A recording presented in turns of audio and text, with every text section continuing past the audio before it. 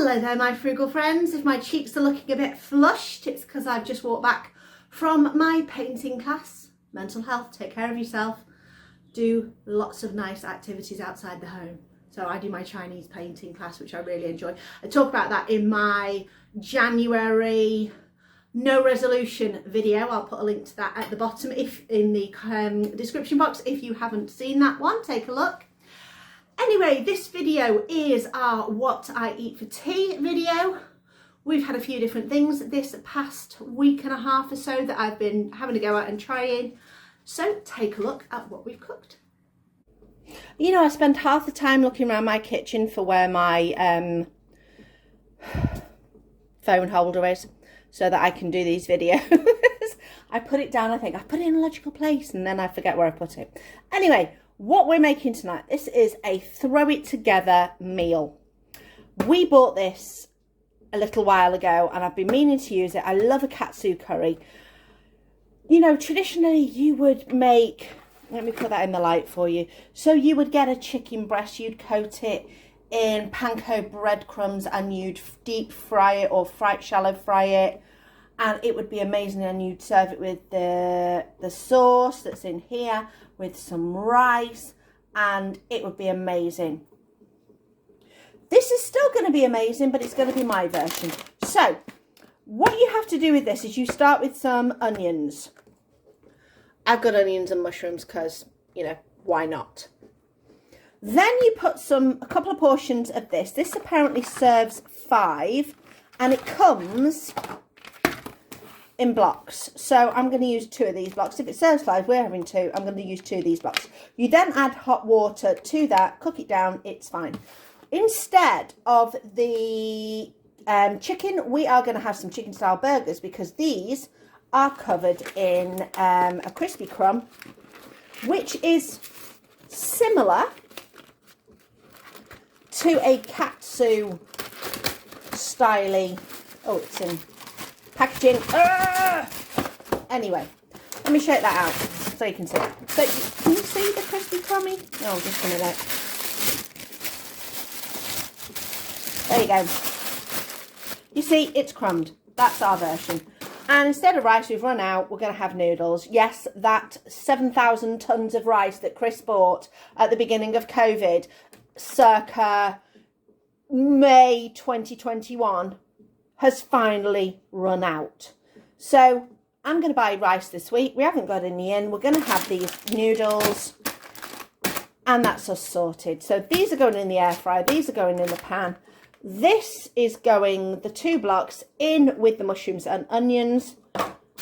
And that's our tea for tonight. So this is our block of sauce. I just broke off the 2.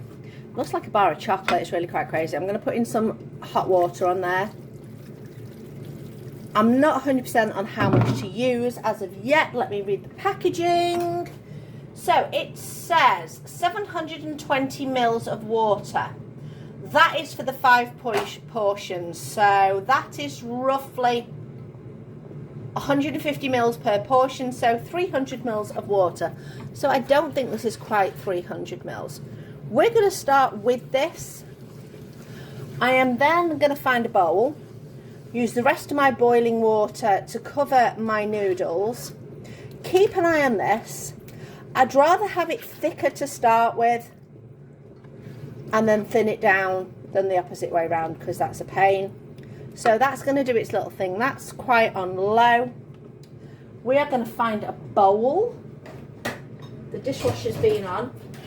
So here's a bowl. Here's our noodles. Here's some boiling water. Doesn't quite cover it, but what I will do is I will put that on top. It's just what I happen to have nearby. I've made cake a little while ago. It's been through the dishwasher. So this is what I'm doing. This will create steam, and that's what's going to cook our noodles. So chickeny thing in the air fryer, noodles in there, sauce over there. Be ready in 5. Right, the curry has developed in there, So not traditional because you'd cook the rice separately, but with the noodles, I kind of want to put them in there and I think it'll work. So these noodles are pretty much cooked and nice and soft. Now if you have these, you have to do this before you start using them. It's the law. So I'm just going to drain my noodles, pop them in with the sauce. Don't come for me if you are a traditional katsu person. I am just going with what feels right and getting all those last noodles in there. I will drain the last of that sauce off and pour the rest of the noodles in there. I think this will enhance the noodly doodly and make it absolutely delicious. Just gonna wait for our chickeny burgery things to be done and that's all sorted. So here we've got our katsu noodles going down there. Oh, they look yummy. We're going to go on with our faux chicken burgers. Going to plate up a second one, and this katsu sauce that is at the bottom of this pan is going to get drizzled on top of those burgers, just to give it that little bit more sauciness that you would traditionally find with the katsu meal. But obviously this is our version. This is the way we're doing it today. Let's get my burgers out of there.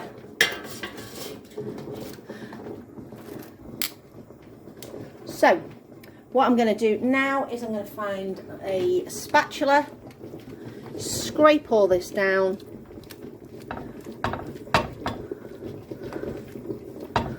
and scoop it up and just slightly put it on top of there. And that is our lovely tea. I say non-traditional, but works for us for what we've got in, and that's the main thing. Just making sure that we're using what we've got for a meal. So I'm going to give this a little try. Get myself a fork, break a little bit of this off. Woo! Shall I put that on a bit more of a stable surface? That would help, wouldn't it? Here we go. If you can hear noise in the background, it's because I've got that big pan bubbling away. So here we go. Look at that.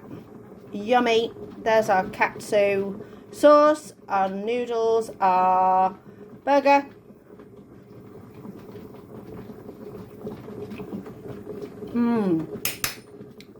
That's really good.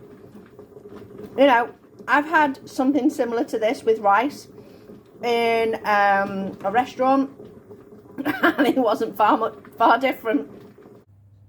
What we're going to make here is our base for our quiche. So we're doing a rice crust quiche. So all I've started to do, I've got my springform pan. This is a 20 centimetre one. I have just oiled it at the bottom and all around. I've been trying to be good and making extra of things. So I've made extra rice so that I can use it in additional recipes without having to cook more rice later on. So this is just some spare rice that we had, and it says for my recipe 2 cups, which might be all of this. 1. Do you know what? I'm going to say that's all of that. I would have saved the extra spare rice left over to pop in some soup if I hadn't have used it, but there you go. That's going in there. We're going in with a 1/4 cup of cheese. You choose your cheese of choice. I would go for something that melts pretty well. So I'm guesstimating, based on this cup size, that is approximately a 1/4 cup. Then I'm going in with 1 egg. So this is a pretty decent sized egg. There we go. One egg in. We're going to give that a mix. There we go. Mix that all around. Make sure it's all well incorporated. You don't want to leave it so you've got dry patches and patches that have got no cheese, because the whole idea is the whole thing's going to stick together. Now this is going to go in the oven for 5 minutes, which if you use that 5 minutes and then the cooling time to get the rest of your ingredients ready for the quiche, then you're using your oven a bit more efficiently. I am also doing some other cooking in the oven today, so we are making sure that the whole oven is being used today. So we're going to go in there, we're going to go with that in there.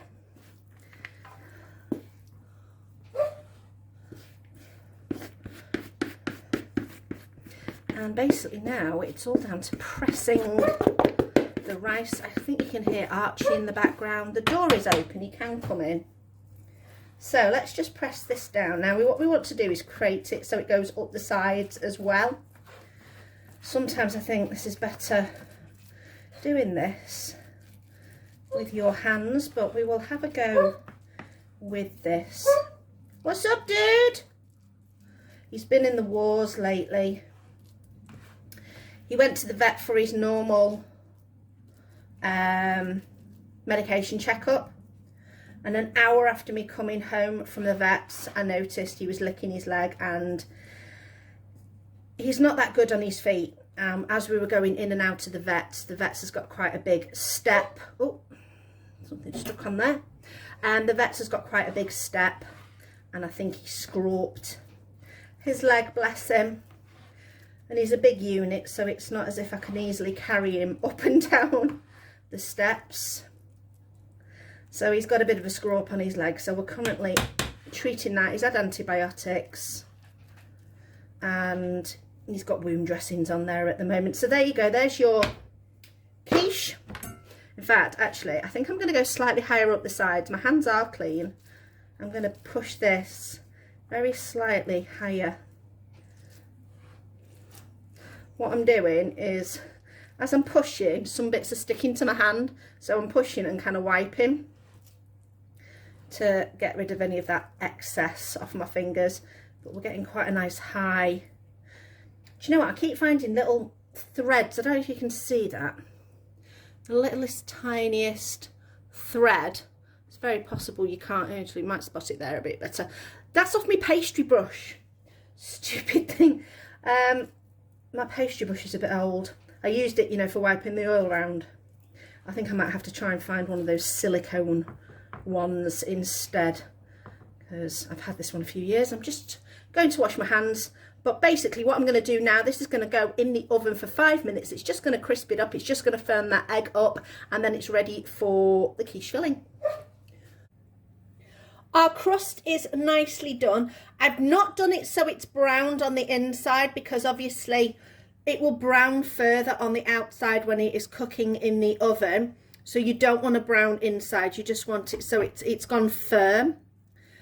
So that's that. We're going to put that aside for a second. I'm going to move us a little bit forward to show you what we have got for the rest of the quiche recipe. So I found a lonely bit of pepper in the fridge that looked like it needed using up.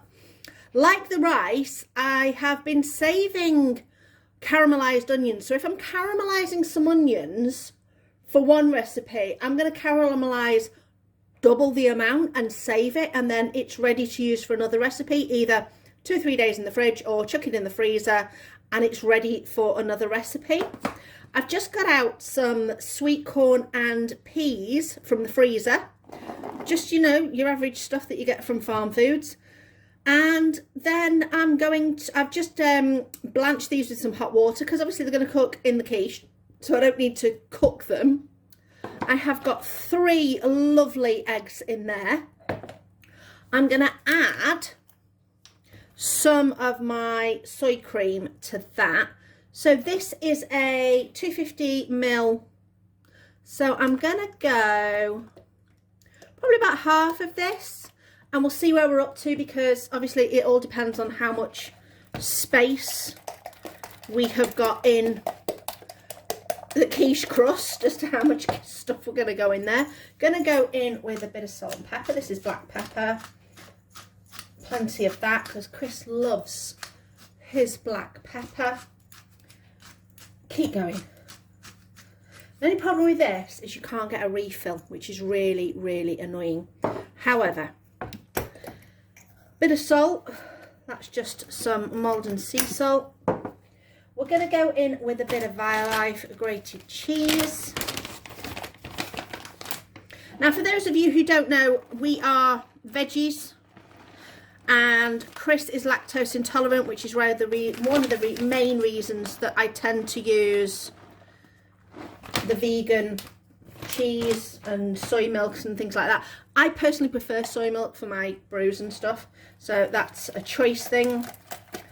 And also, soy milk's a damn sight cheaper than Chris's lactose free, so that's one of the reasons I use that. Eggs, I don't tend to buy eggs from the shop. I'm lucky enough to have a friend who has her own chickens, and so I buy eggs off her.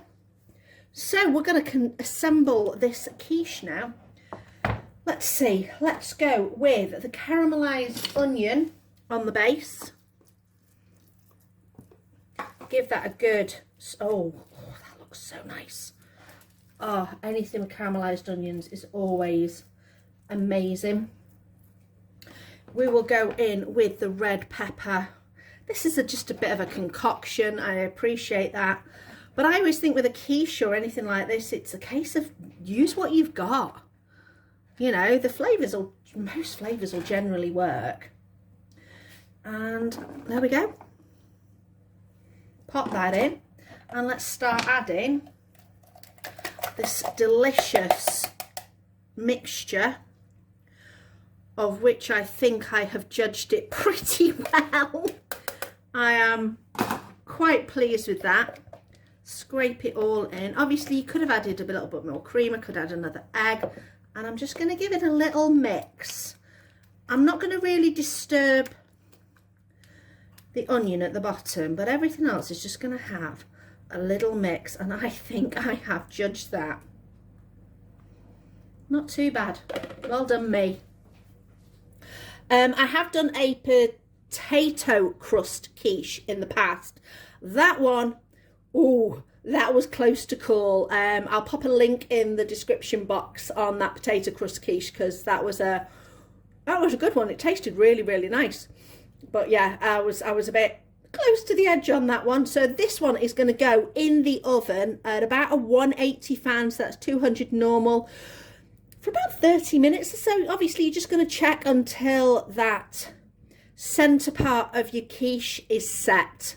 It might have a very slight wobble in the middle, and by the time you take it out, and just leave it for 10 minutes, because you don't want to have it steaming hot straight done. You want to leave the quiche just to kind of mellow for 10 minutes before you cut into it. So there we go, we're going in. We'll see what it looks like when it comes out. This quiche looks amazing. I have been round with my offset spatula just to release the crust. So here we go. Release that. Get a nice knife out, ready to cut. It was in the oven for 30 minutes, and then I checked on it, and it still had a little bit of a wobble on the inside, so I went in for another 10 minutes to make sure. It's been out of the oven now for just shy of 10 minutes. So here we go.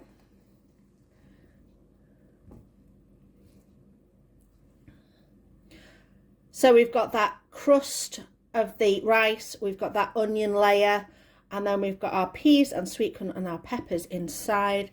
That looks amazing. I am going to put that on a plate.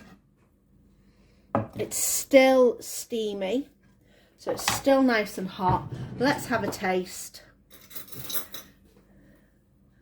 Go in there. Oh, that looks amazing. Look at that forkful. You get that? Oh, there you go. Nicely in. Oh, man down. In focus. Let's taste.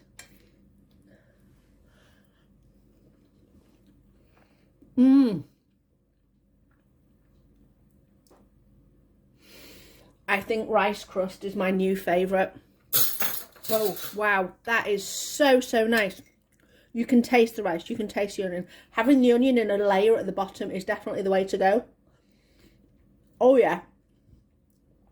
That is absolutely scrummy.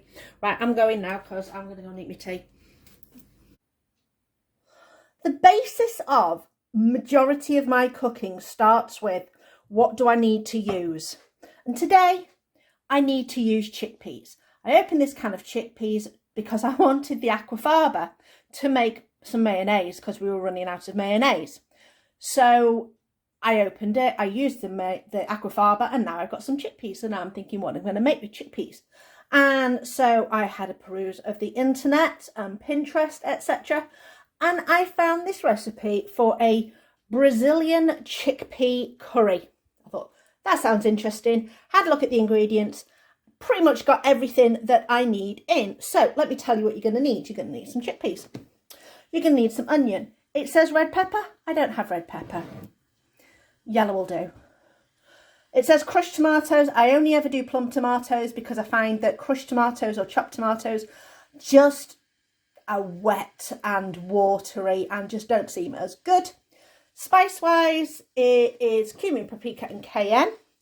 Also, it says to use some garlic. I've got some pickled garlic, so I'm going to go in with that because later on it says add lemon juice to the recipe. So I have got some lemon lime juice. This is a mixture because I had some lemons and limes that I'd used all the zest of in the fridge and was starting to look a bit dodgy, so I thought, juice them all up. I'm going to freeze some of this, so that's okay. Little pinch of sugar, so it says any kind of sugar on most of the recipes, so I just grabbed the quickest one out of the cupboard.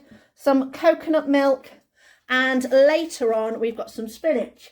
Now this is a mixture of spinach and baby lettuce because it works just as well. So all I do when I get those bags of lettuce in either a Too Good To Go box or a Olio haul, I will blanch them, squeeze them out and freeze them, and they work just as good as spinach, particularly because they're baby leaves, they're not as bitter.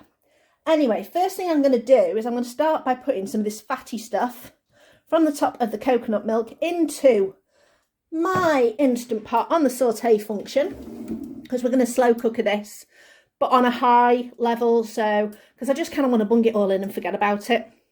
So I'm going to get some of that coconut in there and then pop in some onion and get that sauteing off. So let's find, this knife will do to scrape off some of that into there. This works just as well as fat because this is the fat solid from the coconut milk. So in there, and we're going to go in with the onion and the pepper. Cook that off for a few minutes.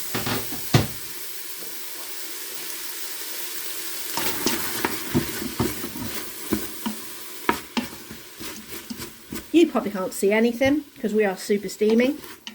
Ah, there we go. It's calmed down a little bit. We're just going to keep this going for a couple of minutes until things have softened ever so slightly using this coconut fat.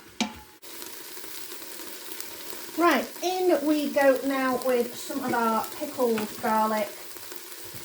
This is going to probably be equal to about, I'm going to say, 3 cloves of garlic. There we go. Give that another little mix. Whew. Now obviously I don't need to cook this as long because it's already nice and stuffed, so you just cook it for another couple of minutes with your garlic. Then we're going to go in with a ½ teaspoon of cayenne for the heat, a full teaspoon of cumin, and a full teaspoon of paprika. Now if you want to add extra heat, chuck in some more of that cayenne. Again, give that a mix.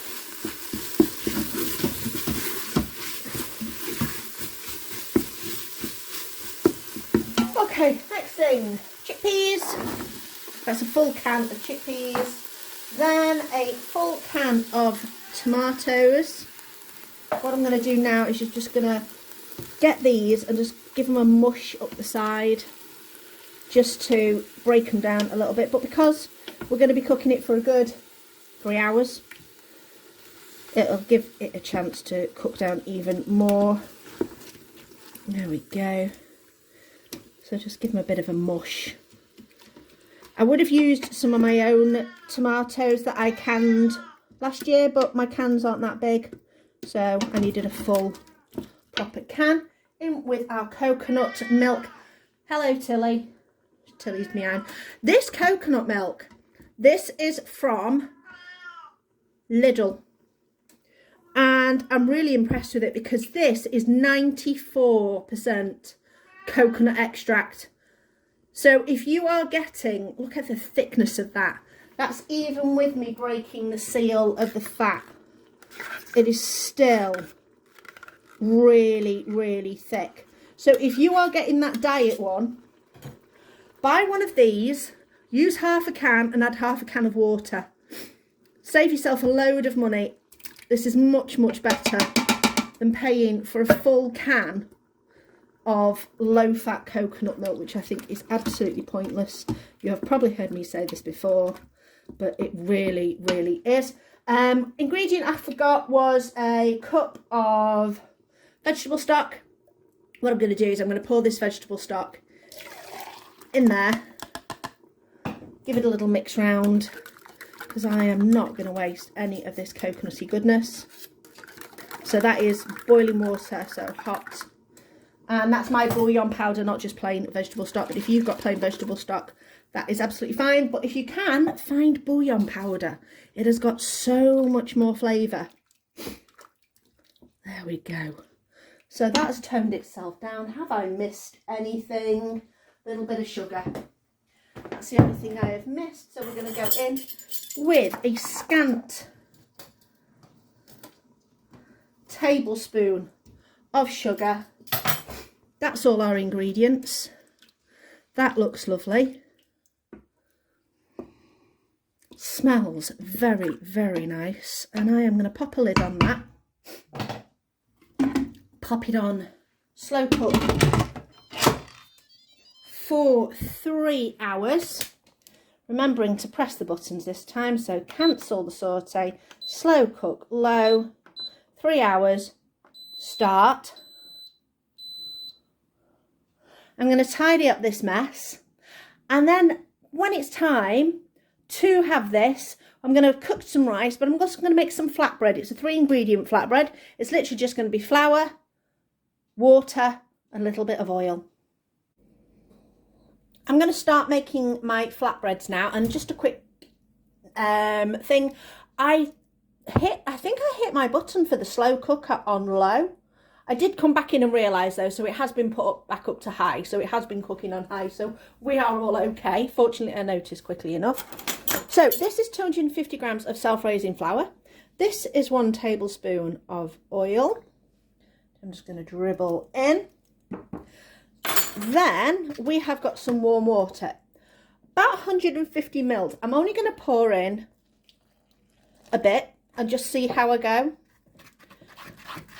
And I'm just going to use a fork just to get it together because I don't want to get sticky hands. So we're just going to keep bringing this together and adding little dribbles of water until we make a really nice soft dough. And then we're going to leave it to rest for a little while. But we're just going to bring that together, So we've gone to what I call the raggy stage, where you get the raggy bits of dough. So we're definitely going to need a little bit more. So I'm just going to carefully pour in some little drips of this warm water. So it's like hand warm temperature, nothing too hot. A little bit more. Whoop. Possibly dribble a little bit too much in that last drop, but we seem to be coming together now.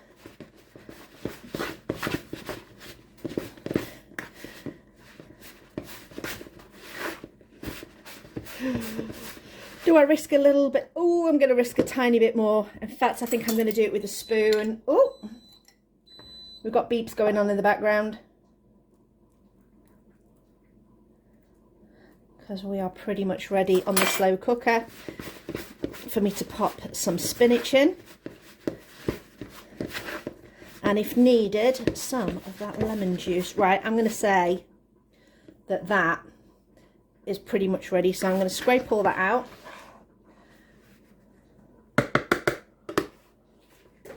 And start to knead this. Oh, this feels lovely and soft. Perfect.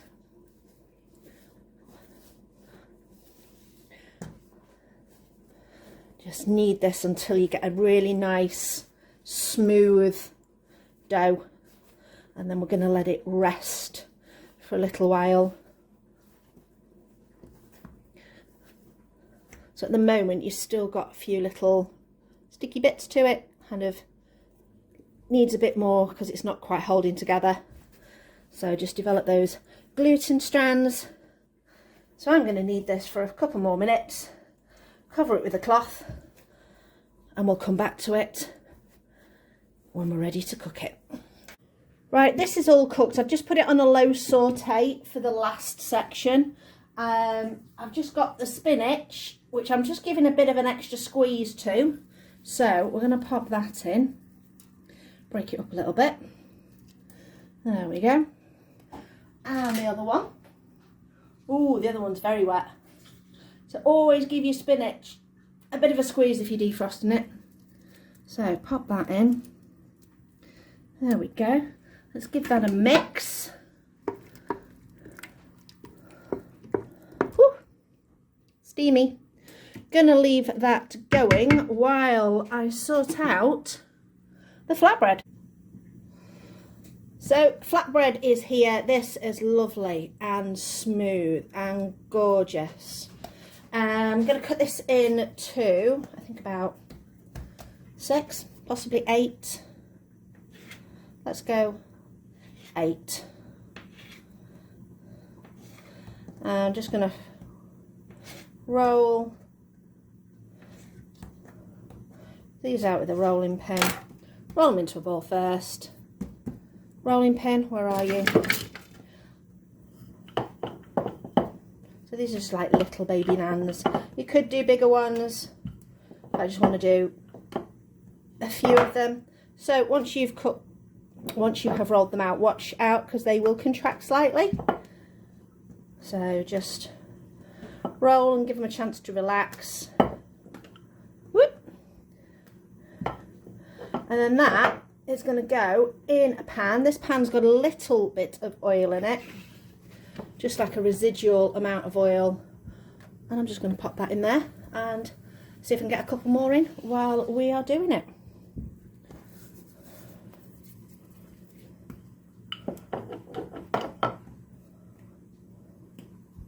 There we go, all dished up.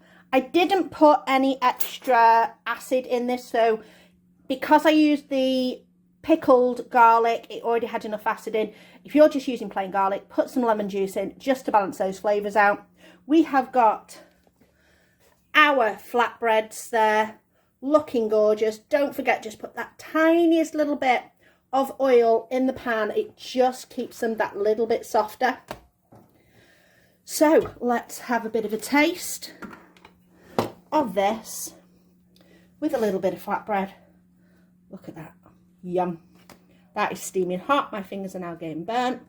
But I feel as though the way I want to eat this is with flatbread. Getting a little bit of rice. Getting a little bit, oh, steamy.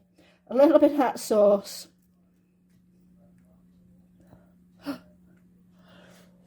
Mmm. Oh, wow. That is delicious. A little bit more. I am not going to knock that dish at all. I think Chris particularly liked this one. All gone.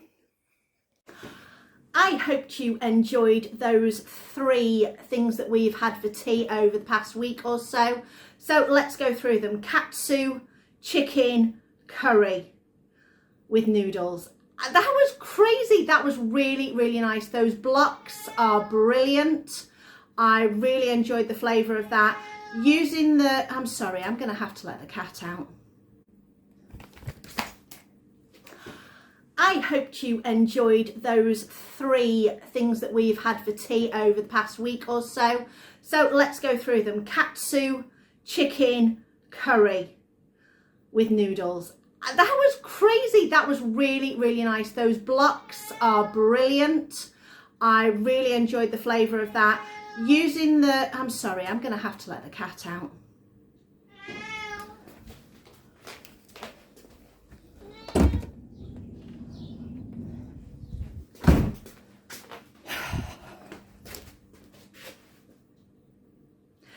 As I was saying, using the crusted breaded turkey faux chicken burger was brilliant. It saved us having to buy a separate piece of faux chicken and breading it and doing all those kind of things. A lot easier. We had them in, easy enough to use. Quiche. I've made quiche before. I've made quiche plenty of times. I've made a potato crust quiche previously. I'll link that down below. Rice quiche, why not? What an interesting way to use up leftover rice. It's not something I would have thought of, but it worked really well and kept its shape brilliantly. But I have to say, my absolute favourite and Chris's favourite, as you could see from the clean plates, was the Brazilian, I'm not saying curry, I'm saying Brazilian stew. It didn't have, to me, a curry flavour to it. And if you're not a fan of curries, you're not going to think of it as a curry. It was amazing. It was delicious. I recommended it on a Facebook group I'm in and posted the link to the Pinterest on it. And people looked at the recipe and were like, oh, this sounds brilliant. This sounds amazing. So easy to put together. So if you're going to try any out of these and you are a fan of chickpeas, go for the Brazilian stew. It was fantastic. Let me know in the comments below which of the 3 you think you would have liked. We're just using up stuff that is in our cupboards. I'm trying not to buy stuff for specific recipes as such. Yes, I did buy the katsu curry blocks because I was really interested to try them. But overall, my main ingredients are just things that we have in pretty much all the time.